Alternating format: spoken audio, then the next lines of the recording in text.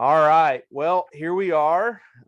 Another episode of the Leader Farming Podcast. Today, I have with me Leo Clark.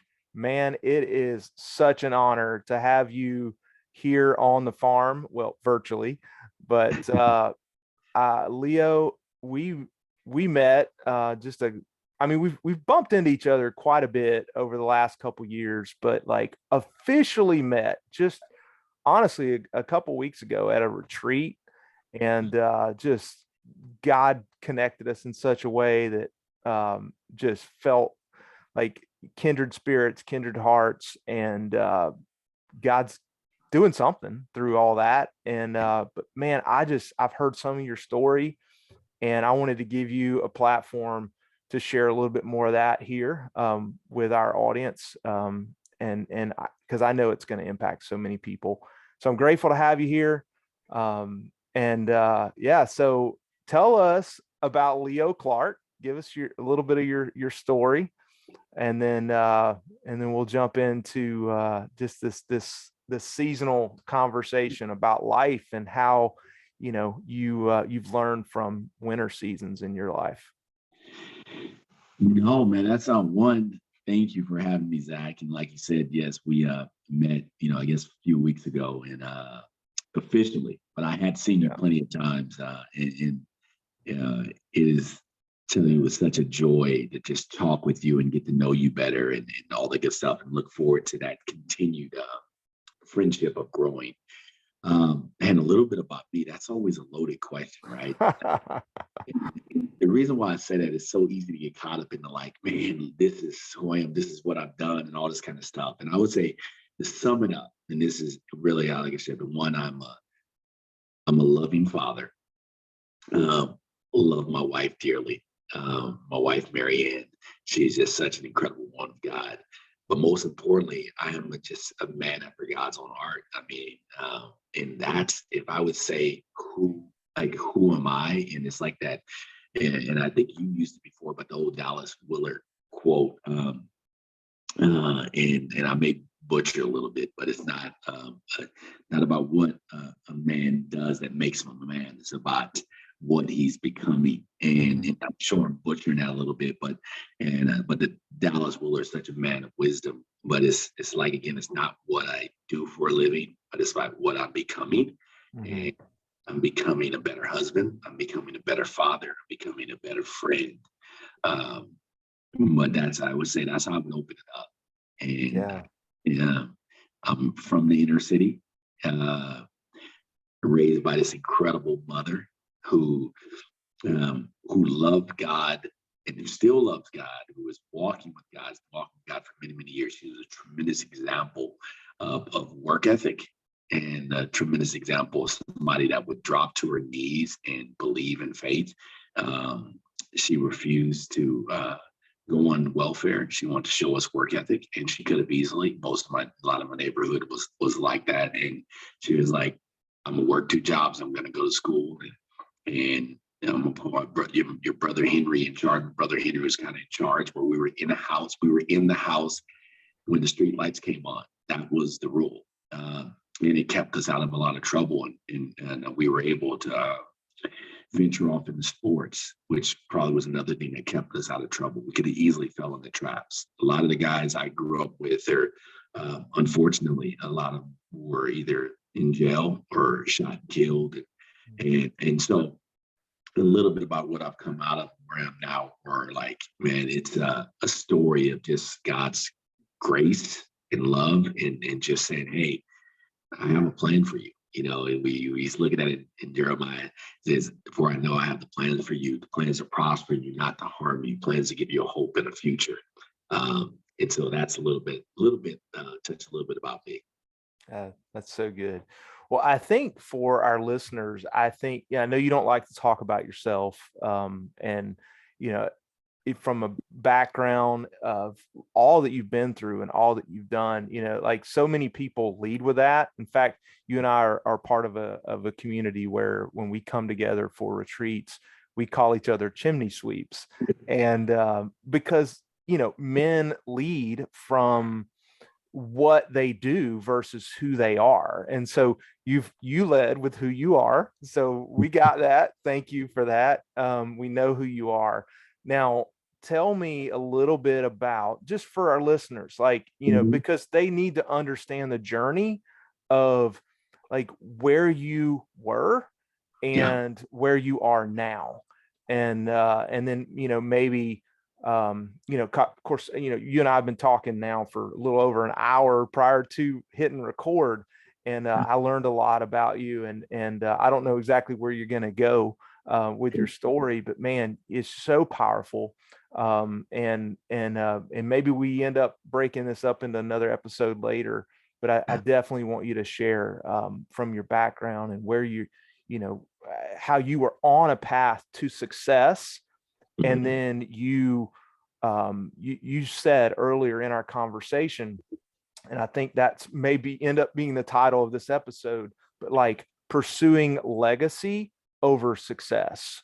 And so let's go there. Let's talk about your pursuit of success, and then how you made that shift to pursuing a legacy. Yeah, and man, okay, yeah, for the sake of this this it's hard, I know. Yeah. And I know it's important, right? And I think it's and there's that trying to find that healthy balance is extremely important, because staying away from boasting, look at me, look at me, look at me.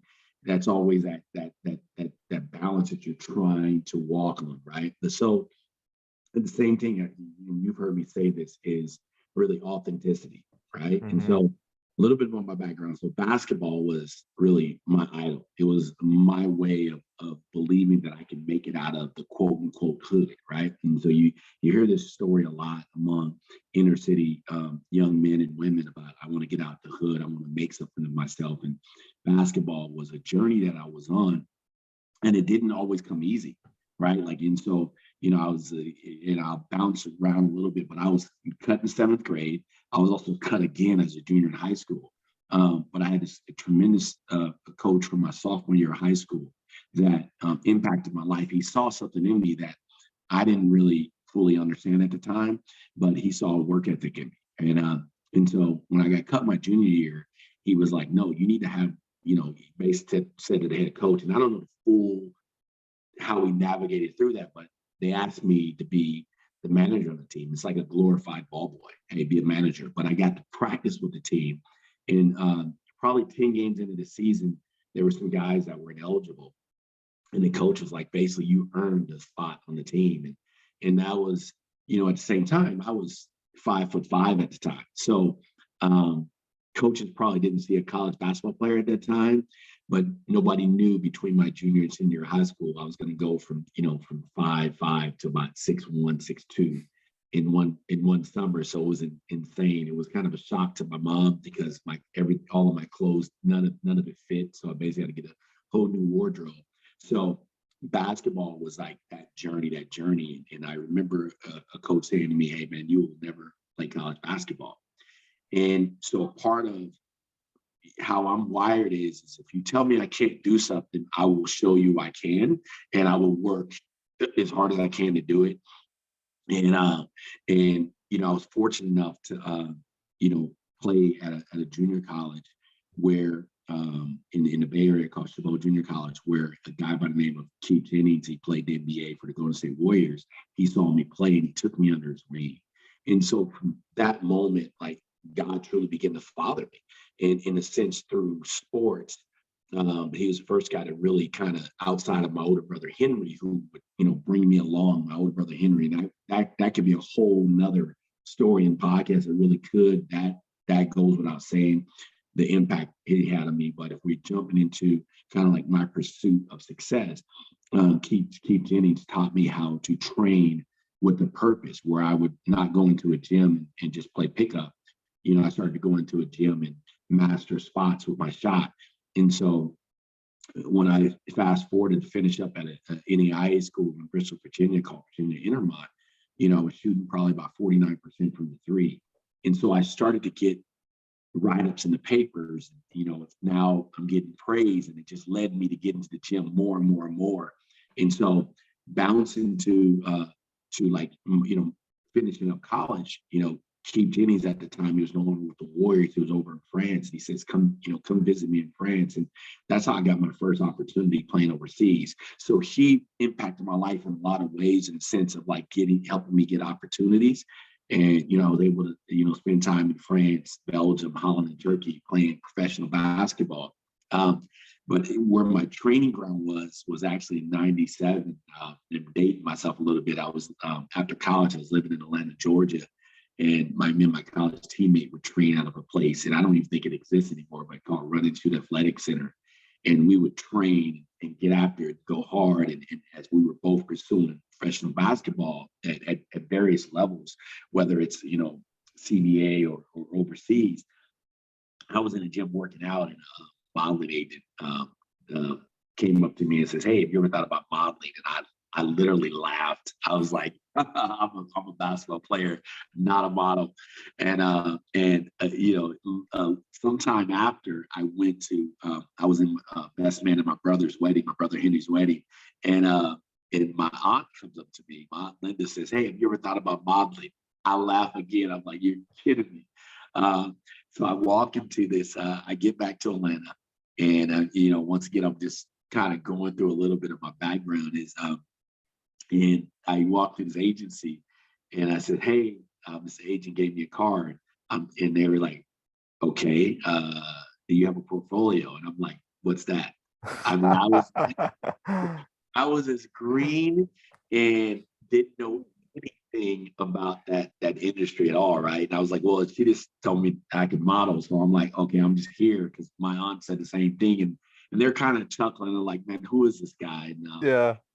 and the question that came out was so funny, is, are you in good shape? And I'm like, "Well, I'm an athlete, I work out, all that kind of stuff." There's like, "Oh, come to the back. I want you to meet the head booker, right? The one that books the gigs and all that kind of stuff." And I go back there, and I meet with him, and the first thing he says, "Take your shirt off." And I'm like, "Man, that's kind of forward." And Yeah. I'm in a room with folks, and they're just laughing and chuckling. And I still don't, once again, I don't know anything about this industry. And I go from there and take my shirt off, and they're like, "He's in pretty good shape. Call this photographer." I was shooting with a photographer the next week from New York. 2 weeks later, I booked in 98, I booked a campaign for Powerade that ran for about 3 years. So it was interesting. And I'm like, "Okay, I'm playing basketball, I'm pursuing basketball, but you're going to pay me for 45 minutes of a photo shoot this kind of money?" And I'm like, "Yeah, I might look into doing this a little bit Yeah. more." Yeah. So I was straddling this line of pursuing basketball and modeling. And in modeling, the industry is so crazy, but I'll leave some names nameless. But I had an incident where, a photographer kind of put his hands on me, and I was like, "Listen, man, that's not me, man. Don't, if you put your hands on me again, there's going to be problems." So I for a period of time, I kind of got, so to speak, now I don't know if the word blackball is the right word, but I had a tough time getting jobs because of that experience. Because that time, it wasn't, you couldn't get away with that stuff now, but at that time, that was like that was the thing, right? And so I was like, all right. And so I step away from that. I'm back over, in Europe playing ball, and some friends of mine were living in the Texas area. And then I ended up moving from Atlanta to Texas. And while I was there, I started, training a lot of kids in basketball, and fell in love with impacting lives of kids through basketball. And then I, fell into, I would say I almost fell into the right word, but my old agent from Atlanta says, "Hey, you should think about, doing some commercials." And I was like, "Oh man, that'd be fun." Took some commercial classes. And funny story is, I literally, I go meet with an agency. Agency is like, "What? Hey, you probably don't have a chance to be a model, but you might have a chance in the acting industry." And at this time, man, no, I never told them anything about my modeling background, none of that. So it was like perfect. I was like, "Cool, nobody's gonna ask me to model. Nobody's gonna hit on me and try to touch me. I don't have to do that anymore. I can just go and do commercials, right?" And I end up shooting with another photographer from New York, and that photographer tells that agent, like, there's only two people in your agency that can make it in modeling in New York, and that's Leo and another girl. And then the agent comes back to me and is like, hey, have you thought about modeling? And I was like, no, not interested. So I go out for a commercial audition, new to this industry. I don't have a clue, Zach, of what to do with this. I'm just like, so I walk into the room. Literally, this is what I said. Hey, how's everybody doing? What's going on? And I'm like, and I'm just going in there just having fun, right? And little did I know, to me, that was going to kind of be something that I was going to carry on in my career of auditioning, especially in the commercial scene. And so I go to this first audition. I end up getting a callback. The funny thing about the story is I didn't know what a callback was. I didn't know I was supposed to tell my agent I was booking out. But when I got a callback, I was actually in California visiting, my future wife. And so they're like, hey, Lynn, you got a call back the next day. And I'm like, yeah, that's a problem. I'm in California. And they're like, what? So here it is. I got a call back for this commercial, and I wasn't going to make it. And the funny story is they booked me anyway. First commercial audition, had no clue, didn't go to the callback, and they booked me anyway. So that's once again, it's how God orchestrated the Powerade thing to this. And so I'm thinking like, oh man, everything's going to be, this is easy. This is a piece of cake. And I start to, book some local jobs. I did a commercial for Chevy, Trailblazer, did another one for Gun Nissan out here, did some other local spots in the Texas area. And I was like, oh, I'm rolling. This is good.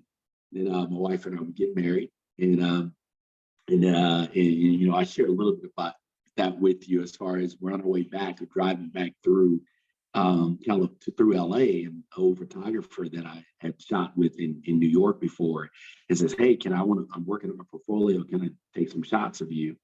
And one of those pictures ended up on his desk, and a manager saw it, and they flew me to LA to audition. And so, but I'd been married, a short time. And this is, this is at the time, this is 2003. And I'm like, dude, I'm not moving to LA. I just got married. I just moved my wife from Northern California to Texas. There's no way I'm moving to LA. And I was like, and I tell my wife about it. She was like, well, when are we going? Like, this is adventure. Like, and I'm like, what? And, I said, well, I'm gonna ask my mentor. He's gonna think I'm nuts. And he's like, when are you going? And after 3 months of living in Austin with my wife, I'd been there prior for 4 years.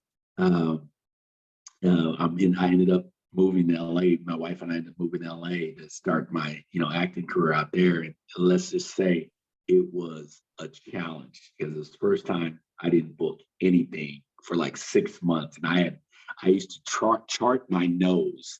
I got to the point where saying I'm chasing no's to get through them so I can get to that yes. Yeah. And I think I found the book when I was unpacking it. I was showing my boys. I said, look at how many no's I had before I got to that yes. And it was probably one of the best things that happened to me, because it was definitely humbling. It was challenging. My wife and I were eating top ramen and hot dogs. We were gourmet top ramen chefs. My wife was a little better than I did. She would put spinach, eggs. She would do it. And I said, I knew I had one. A woman, as they would say, ride or die, or she's down with me through it all.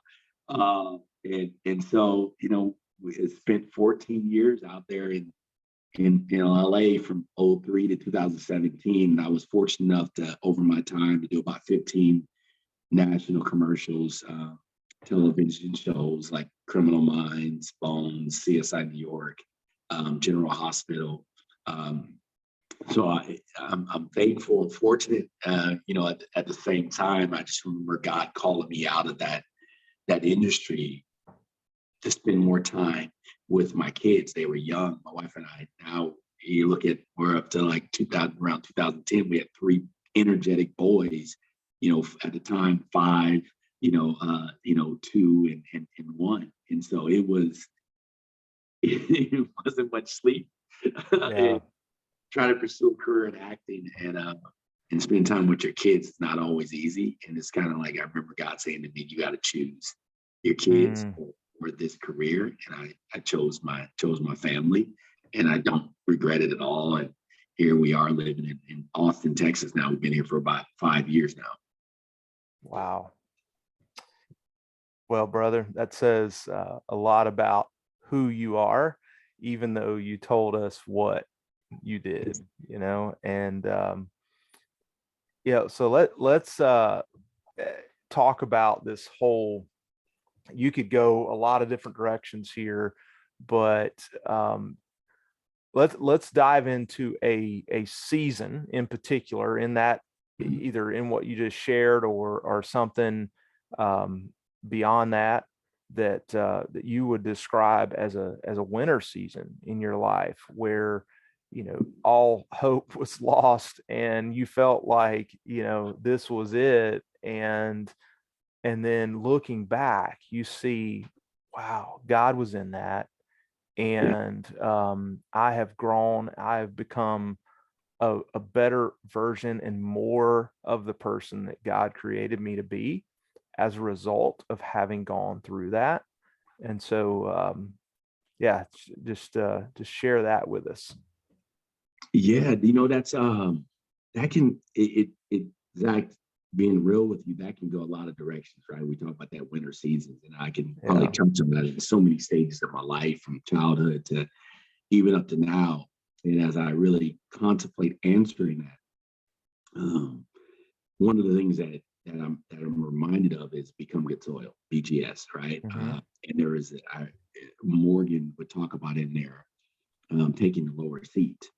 And so when we moved from LA to Austin, I had no idea what I was going to do from a vocation, chimney sweep, work. I had no clue. And we were fortunate enough to cash out, and we had a little bit of wiggle room. And then my wife is a pediatric nurse. So, she was getting recruited heavily by several hospitals in the Texas area. So she was like, hey, I just want you kind of like to figure it out and see God, right? And so we had purchased this house, and I love working with my hands and building stuff. It's something that I learned from my Uncle Bill when I was a child. When my dad left, my Uncle Bill kind of fathered me into fixing things and working with my hands, whether it's cars, whether it's woodworking. But woodworking it's a hobby that I begin to excel in. I feel like God has given me this unique gift to see something and be able to kind of recreate it with when it comes to woodworking. And so basically I began to build a bunch of the furniture that we were going to put into our new home. And so I had all this time, and my kids would go, I'd take my kids to school, and then I would go into the woodworking thing, and I would be working in woodworking. And so in that process, an interior designer began to see some of my work and asked me to do some projects. And I'm just be real with you, like this time, that right there let me know real quick is like, this is not sustainable. And I will literally die physically if I'm working at this pace. And so that's turning it into a job or vocation. I was like, yeah, this ain't gonna work. At this time, I'm like, I won't have any physical energy to give to my boys. And I was like, I'm just trading one thing for another. So I had to back up. And so that's when my winter season began. I was like, God, what do you want me to do? I don't have a clue of what to do or what direction I'm gonna go and all this kind of stuff. And I reached out to a friend of mine. I was like, man, can I just have a job at your company? I don't care what it is. And I'm going through this season of trying to figure out what I'm going to do in Texas. And so I sit here and thinking back to it, I was like, man, I went from having my own trailer on a set to unloading a trailer, boxes in a warehouse, taking the lower seat. And I would tell you, and it it was challenging sometimes. Have you ever been to in Texas in the summer, just like Atlanta, Georgia? The humidity and the heat is no joke.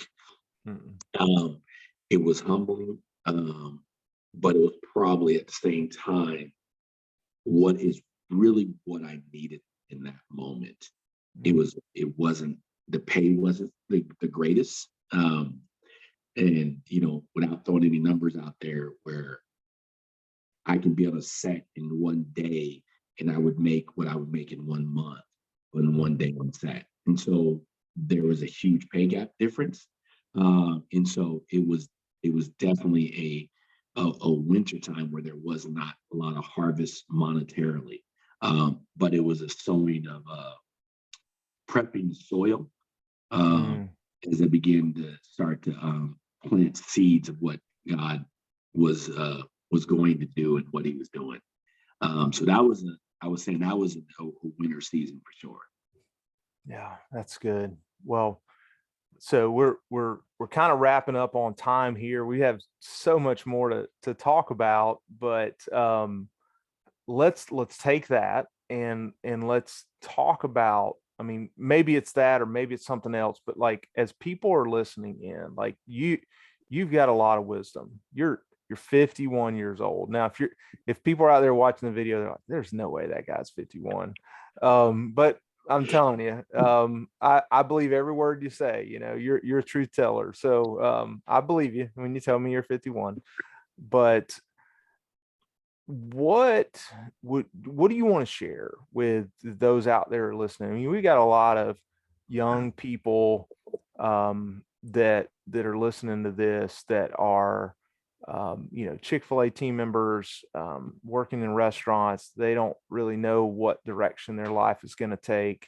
They're like, man, I'm just grinding it out here, making chicken sandwiches.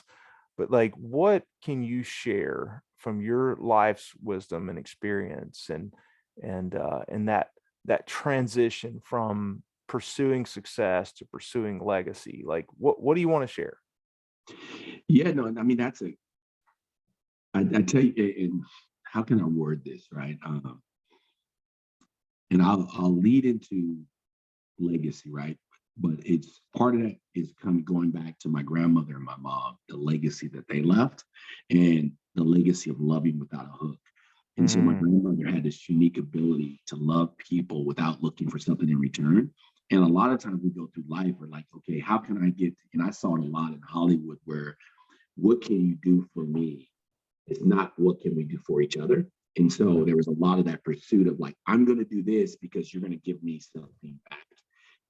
But then learning to love those and not looking for something in return. And that kind of happened. That for me happened organically, leading into now where I think more legacy, where when it's all said and done, what would people say about me?